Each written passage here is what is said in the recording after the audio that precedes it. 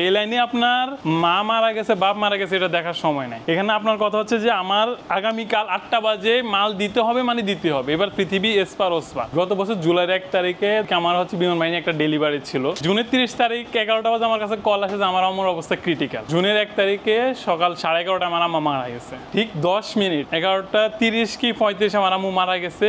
11:40 কি 50 মিনিট আমার ফোন আসছে, আমাকে বলতেছে যে আপনি মাল ডেলিভারি দেন না কেন এখন। আমি ওনারে কি বলবো আমি বুঝি না। আমি বলছি ভাই আমি আপনাকে 5 মিনিট পরে কল দিতেছি।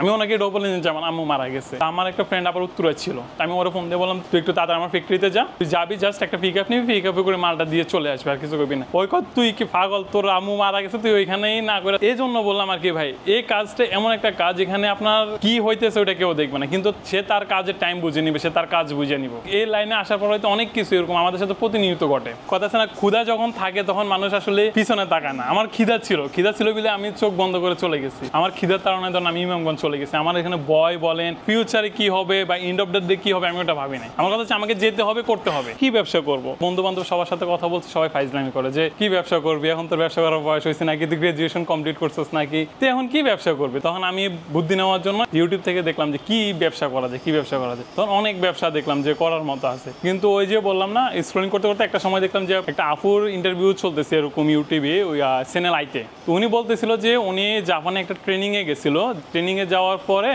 উনি যখন বলতেছে যে বাংলাদেশ থেকে গেছে, তো ওনাকে এই কথা শোনার পরে ওইখানে যে প্রশিক্ষক ছিল উনি দাঁড়ায় ওনাকে বলছে, মানে দাঁড়ায় একটু সম্মান করলো। কারণ কি উনি মূলত ঝুট নিয়ে কাজ করতেছিল, আর ওনাদের জাপানে এটা নাকি অনেক বেশি রেসপেক্টেবল ছিল। তো আমি ওই ভিডিওতে দেখে মনে হচ্ছে যে ঝুটের যেহেতু এত সম্মান, তাহলে আমি এই পেশার সাথে জড়াই, ঠিক আছে। তো ওইখান থেকে আমি ডাইভার্ট হয়েছি যে না আমি ঝুট নিয়ে কাজ করবো। পার্ট বলতে 95% মানুষ চিনে যে চালের বস্তা, পেঁয়াজের বস্তা, এইসব। আমি এটা নিয়ে আরো স্টাডি করলাম যে আসলে ঝুট জিনিসটা কি। এখানে গুগলে স্ক্রলিং করলাম, ইউটিউবে স্ক্রলিং করলাম, ঝুট নিয়ে কি কি কাজ হয়, ঝুট নিয়ে যে এত রকমের ব্যাগ হয় এটা আমার জিরো আইডিয়া ছিল। তো আমি ঝুট কাপড় কই পাবো স্টিল এটাও জানতাম না। গুগল করতে করতে দেখলাম যে ইমামগঞ্জে একটা ঠিকানা দেখাচ্ছে যে ওইখানে জুটের কাপড় বিক্রি হয়। তো আমি সোজা চলে গেলাম ইমামগঞ্জ। আমি তখন গেছি না দোকানে, তো জুটের কাপড় কিনবো, তো আমাকে কেউ একটা পাত্তা দিতেছিল না। কারণ কি আমি জুট সম্পর্কে আমার কোনো নাই, আমি কাজ জানি না, জুট ব্যাগ কিভাবে বানাই তো এটা জানি না, কার কাছে সেল করবো এটাও জানি না। তো তারা আমার কাছে বেচতেছিল না যে আপনি জুট নিয়ে করবেনটা কি, কয় গজ নিবেন। আমি আবার বলছিলাম যে 1 গজ 2 গজ, ওনারা আবার 1-2 গজ বেচেও না। ওনারা বলতেছে নিলে হয় রোল নিতে হবে 1 লাখ টাকা 1.5 লাখ টাকা রোল,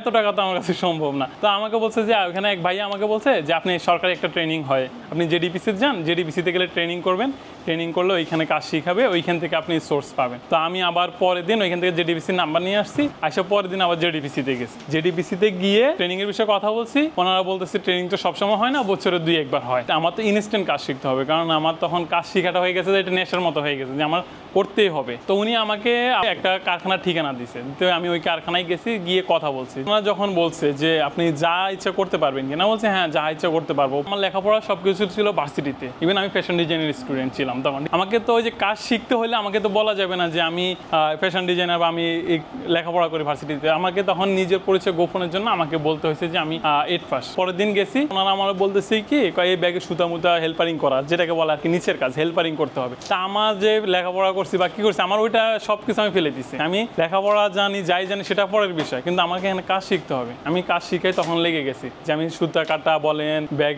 মানে কিভাবে ভাঁজ করতে হবে সব তখন করা শুরু করে দিচ্ছি। আমি বিভিন্ন গার্মেন্টস বলেন, বিভিন্ন অফিসে বলেন, বিভিন্ন জায়গায় গেছি। যাওয়ার পরেও তারা যখন শুনে যে আমি ইন্টার ফার্স্ট, গ্রাজুয়েশন কমপ্লিট না, তা আমাকে চাকরিতে নিচ্ছে না, চাকরি পাচ্ছি না। তাই সেজন্য আমি এখানে গিয়ে আমি নিজের ধরেন ব্যাকগ্রাউন্ড লুকাইছি, আমি বলছি যে আমি 8 পাস।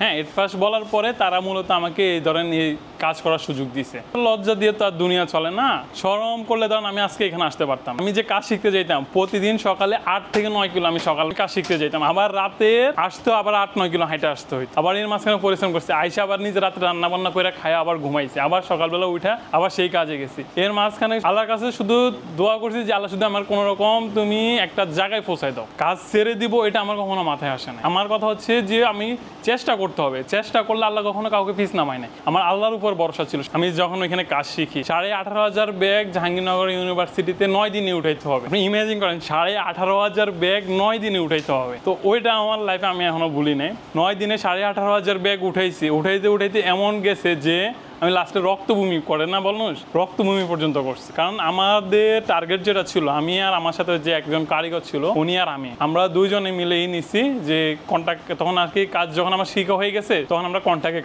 কাজ নিতাম আর কি। কন্ট্রাক্টে যখন গেছি তখন ওই যে বিষয়টা হচ্ছে কি কাজ, ওই যে বললাম না কমিটমেন্ট